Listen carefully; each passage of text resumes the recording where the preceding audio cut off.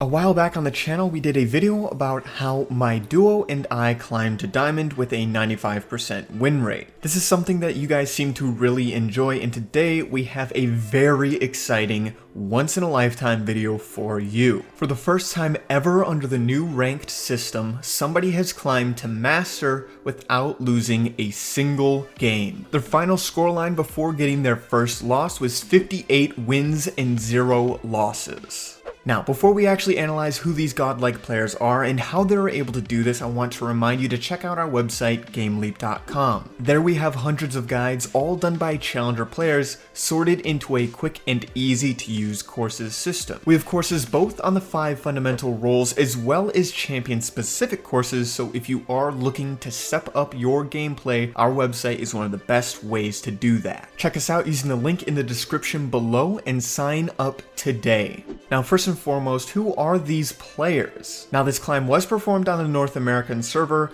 by 2 players by the name of Rezz and Tarzaned. Rezz is the lesser known of the two. He is a Kennen one-trick and probably the best one-trick in all of North America at the moment. Now, it is very possible that he can play other things, but he typically just sticks to Kennen whenever he can get it. Personally, Rezz is a player that I hold in very high regard. I've been playing with and against him for 4 or 5 years now. He's one of the few top laners that was playing at my level at my peak and has just never dropped that level. He's honestly one of the most insane top laners in the entire game. The amount of knowledge that he has on this game is absolutely ridiculous, and his mechanical ability is very, very good as well. He is without a doubt the best Kennen in the world and probably one of the best top laners in the entire world as well. Now, Tarzan, on the other hand, I'm sure does not need an introduction. I'm sure a lot of you have heard of him, whether it's through his stream or various dramas that he's been in. As far as a player, Tarzaned is probably one of the best solo queue junglers in North America. It's a lot harder to rank junglers against each other than laners because they don't interact with each other nearly as much. As far as Tarzan goes, he plays a very similar style to what the Koreans play in solo queue. He is constantly forcing something to happen. He uses his map awareness and ability to track the jungle to know when he's able to force fights to happen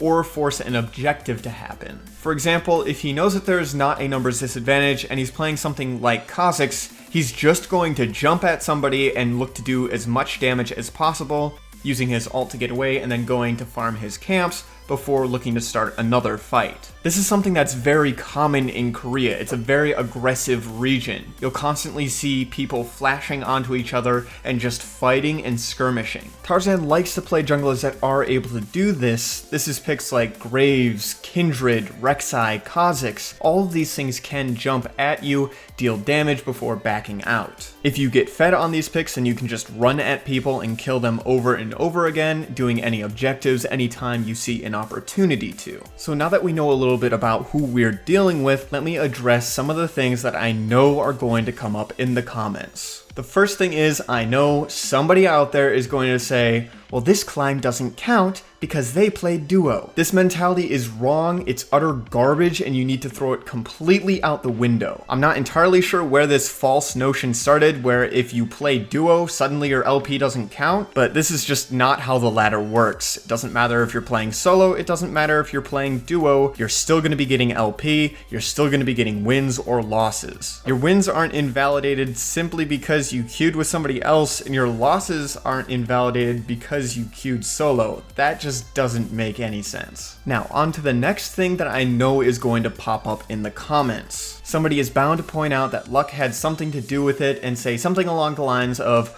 well, if they played with my solo queue teammates, they would have had 3 rage quits in 5 games, or something along those lines. Now, I'm not delusional. I don't think that luck had absolutely nothing to do with this climb.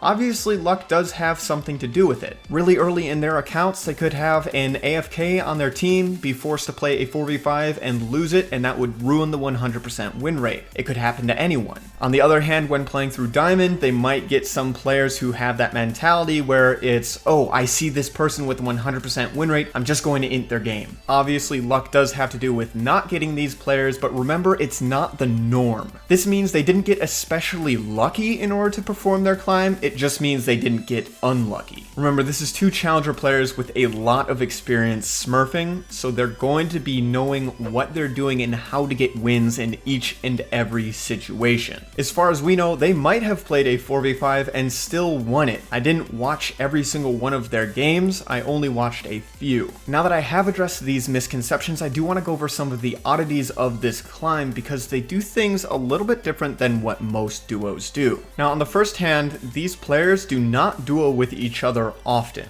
In fact, I am 100% sure that these two have had beef in the past and they have had periods of time where they dislike each other. This is not similar to my duo and I, where we've been playing together for 6 years and we're constantly playing with each other and hardly ever duo with other players. I know Rezz pretty much plays the game for fun and he'll just play with whoever asks. Occasionally he does try really hard, but most of the time he's just chilling, hanging out. If he wants to duo queue with somebody, he will. Tarzan, on the other hand, is known to duo with countless amounts of random players from the challenger ladder. The other thing that's unusual about this duo is that they don't use voice comms with each other. I'm sure you don't need me to tell you this, but most high elo duos use voice comms because it's easier to communicate information using your words as opposed to using the ping system. These two type everything out and only communicate with pings and text. That's it. As a result, everyone on the team is on the same page instead of the duo being on the same page and everyone else on the team aside from those two being on a different page. Now, the last thing that is kind of strange about these two is Tarzan isn't going to just camp Rezz's lane. A lot of the time when you duo with somebody, you just heavily play to your duo because that's the player that you trust. Rezz is usually just left to fend for himself, and Tarzan will play heavily to the bot half of the map if he can. Now this is probably because top lane is just not that impactful at the moment, whereas bot lane is just way too strong. In solo queue, especially right now, if you camp the top laner and your bot lane loses, your chances of winning are not that high. If Rezz were to queue for mid lane, I'm sure that Tarzan would pressure his lane a lot more often than he does, but since he is in the top lane, he really can't afford to be pressuring it all too much. For this reason, Tarzan will camp bot lane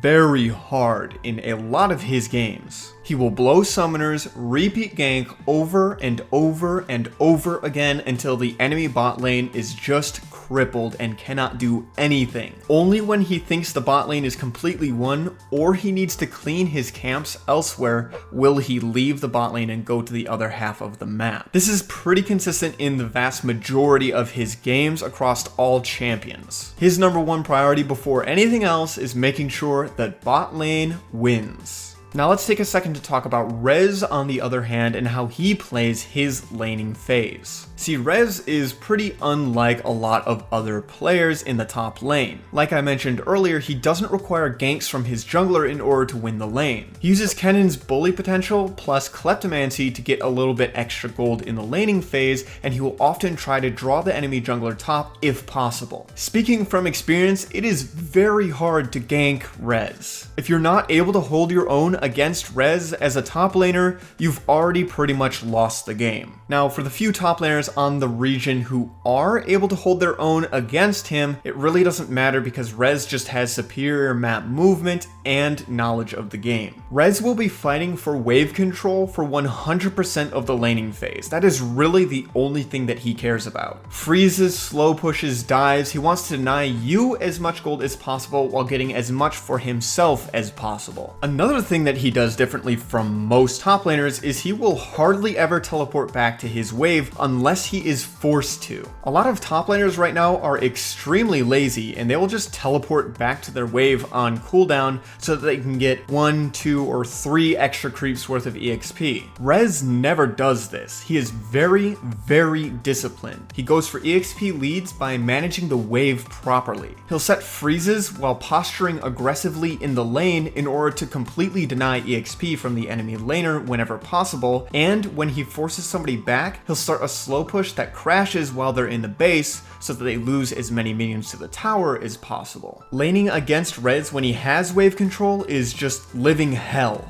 He hardly ever makes a mechanical misstep, and I don't think I've ever seen him mismanage a wave either. The only solution is to get your jungler to come top and help you push that wave out, which will put you again at an EXP disadvantage, and you're going to be having to do that over and over and over again because Rezz is just so good at managing the wave. This is how he builds his EXP lead, and he gets a CS lead just by zoning you. On top of this, the entire time Rezz is sitting on his TP, having it available to teleport to a play that Tarzan might be forcing in the mid game. This means he's always going to be the first top laner to get there, no matter what. This is how you succeed as a top laner while having low KP. You don't need to constantly roam, you don't need to be constantly killing the enemy laner. The best way to win in Challenger as a top laner is to TP to a fight mid game and win it outright. Going for this type of play as a top laner is a huge investment for you. The reason behind this is your team is going to get a lead which will allow you to sit in the side lane much more comfortably for longer. This results in a larger and larger gap in gold and EXP. The only way for you to really lose out here is if you don't completely outright win the fight. With good TP discipline and experience though, Rezz hardly ever TPs to a fight without getting at least something from it. I'd say about 90% of his teleports are going to be taking away a net positive. This is something that I just cannot say for any other top lane in NA at least. Top laners in North America hardly ever use their TP well, and Rezz is one of the very few that use their TP exceptionally well. Now, before we end this video off, I do want to address one more thing. I wanted to leave this to the end, and it is something that needs to be addressed. Tarzan has been known to win trade in the past, which is a form of cheating. This is something that is always brought up whenever Tarzan's name is mentioned, so I would just like to say that when looking through these accounts, they looked entirely honest to me, and I found absolutely no evidence of win trading happening whatsoever. I can say that without a doubt in my mind, up until this point, the 58-0 point, he played these games entirely honest without any form of cheating happening at all. This is further backed up by the fact that I know that Rezz has never cheated in his life. I'm friends with the guy, I know for a fact that he has had opportunities to do it if he wanted to, but he's always remained an honest player. This makes them the only duo in the entire world at the time of recording who have gotten to master with 100% win rate on this new rank system. I will definitely be looking forward to seeing if other people can break this record, and I may go for this record myself in the future. I have been practicing League a lot lately, and I have been getting close to what my peak was a few years back in Season 6. As a result, if I were to find a duo that I was comfortable playing with, I might go for this record, see if I can also get 100% win rate to master, and if I can, all the things that I abuse to get there to help you guys. We are definitely going to be going more in depth on these accounts and extracting all of that juicy information for you guys, so make sure to stay tuned in the upcoming days for more videos on these two. For those of you who haven't already, make sure to check out our website, GameLeap.com. There we have hundreds of guides, all done by Challenger players, sorted into a quick and easy to use courses system. We have courses both on the 5 fundamental roles as well as champion specific courses, so if that is something that interests you, make sure to check us out using the link in the description below. Our website is one of the best learning tools out there. I've taken a look at a lot of the content on there personally, and I can say that it is all really high quality. If you do want to improve your play, our website is one of the best ways to do it, so make sure to sign up today. As always, I'm Panther. I hope you learned something valuable, and I will see you in the next one.